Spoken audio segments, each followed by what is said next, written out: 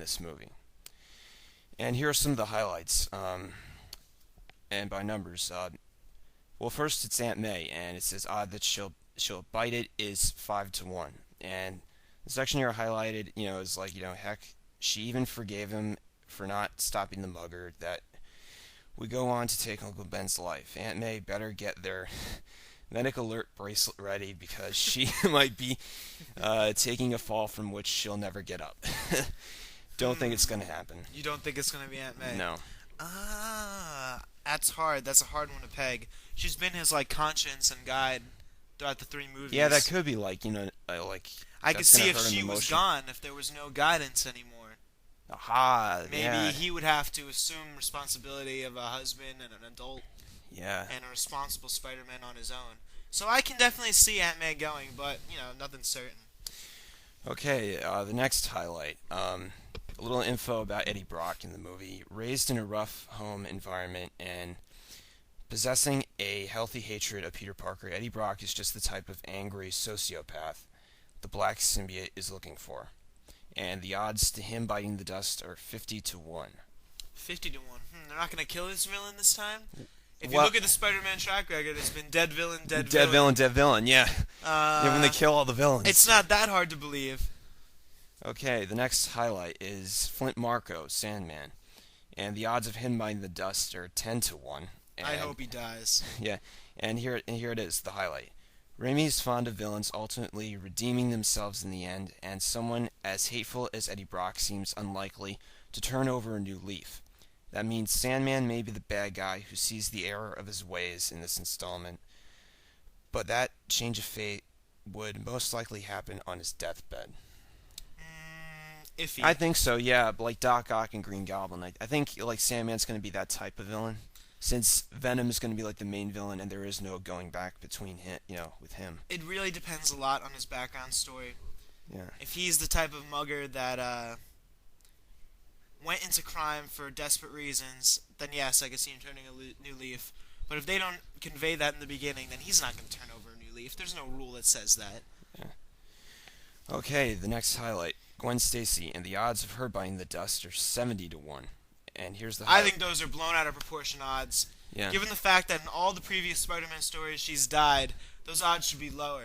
Yes, they're introducing her in the first movie, No, in this movie. but maybe she could die in the first movie. Yeah. I think people are ignoring the fact that for Mary Jane, she's already been a presence for the first two movies. That gives her some staying power. Okay, here's the highlight. She's one of the most famous deaths in comic book history, but Raimi isn't one to hold source material scarce, right? Is that it? Yeah.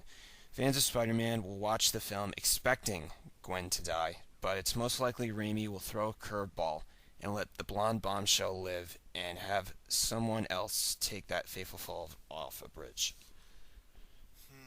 It could be. Could happen. Probably one of the big mysteries in the movie to see who is going to bite the dust. Yeah. And the last highlight, the big one, Mary Jane. And the odds of her biting the dust are 2-1. By Wizard's claims. And by most speculation from people. And here it is, the highlight. Face it, Tiger. Mary Jane is living on a borrowed time, with actress Kirsten Dunst expressing an interest to leave filmmaking and attend art school. The easiest way to take Mary Jane out of the picture may be to kill her off. Sorry, Spidey, you'll have to find someone else for those upside-down, rain-soaked kisses. I could see how she'd want to leave the series, She but that has, doesn't mean she you has, have to kill her off. She's had said in a few interviews that she wasn't sure if she wanted to do a fourth one. True, but I mean, it seems a little drastic to just kill off the character of Mary Jane. She's such a staple in the films, and then replace her with Gwen Stacy. That'd be like an interesting reversal in like to the comics. I don't know if I can buy it. I mean, there could be a lot of reasons why Mary Jane's not there, including the fact that they are separated, or they decide not to get married, or she leaves him. There's a whole Well, bunch when of he's other under things the you can do. influence, he's gonna cheat. Right, on her. right. Why couldn't she just leave him, or not handle Spider-Man, the dual identities, and then leave? You know what I mean? Or have modeling overseas or something. It's- You know what I mean? It doesn't have to resort to death, because then they're dead, that's it. There's no bringing them back in movies. Well, Okay, here it is. The Showdown to Rule 2007. Okay, so the big three movies this year are going to be Shrek 3, Pirates of the Caribbean at World's End, and Spider-Man 3. And here are some of the highlights of Wizard Magazine stating Spider-Man 3 should ring the box office registers to the tone somewhere between 125 to 130 million. Shrek 3 says, but enough kids should flock to theaters to ensure an opening in the 90 to 100 million range. And Pirates of the Caribbean at World's End. Pirates to edge by its own record somewhere in the 140 to 145 million. And a little tidbit here. Dead Man's Chest did in blowing past Spider-Man by 20 million. Bullshit. The fact that Pirates of the Caribbean 2 was not as good as the first one, It's and going it to made hurt. and It's it going made to hurt a the lot of money. audience attendance for the third one. Everyone went to see the second one because they loved the first one Yes. so much and expected the story to be on par, and it wasn't. It wasn't. Fell flat in its face. Yeah, and it made more money And than I've already talked to a few people who are not actually comic or these type of movie fans who like the first one, and they said that they're going to wait for DVD to see the third one. Blatantly said that, like right off the bat. They're not going to the movie theaters to waste their time with it. yes.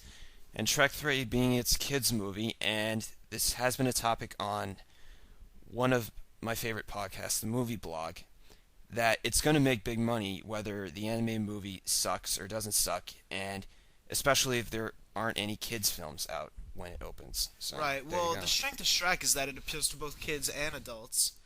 They've got, I kind of liked the first one. I really didn't care about the second one. Like, the first one was okay, and like, I'd say both were funny. I say they both sucked ass! Sup, Alex? hello, Alex. How are you? Anyway, let's see. Yes, our third brother has joined in. Alex. Actually, I'm calling this hello, everybody, and I'll be joining you in a bit. I just gotta take a piss.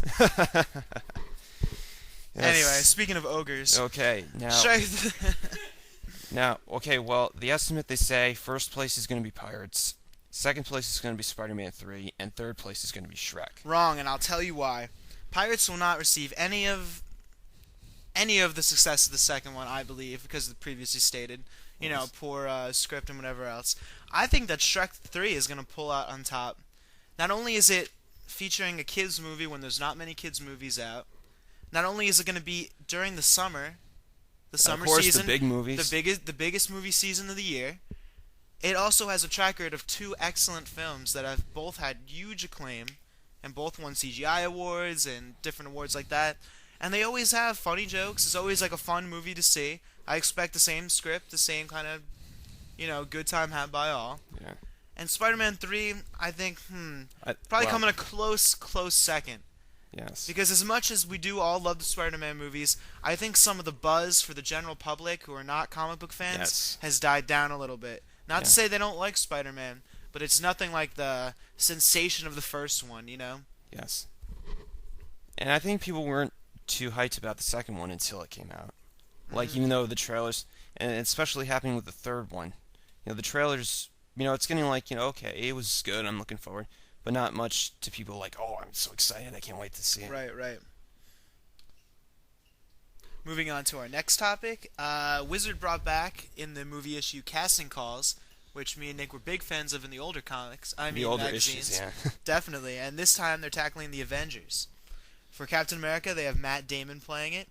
For Scarlet Witch, Jessica Biel. Thor is Carl Urban. Hawkeye, Josh Holloway. Tigra, Eva Mendes. Vision, Wentworth Miller. Mr. Hyde, who I don't think should even be in the movie, Vincent D'Onofrio. For Baron Zemo, Jason Isaacs. Moonstone, Rachel McAdams. And the Fixer, David Tennant.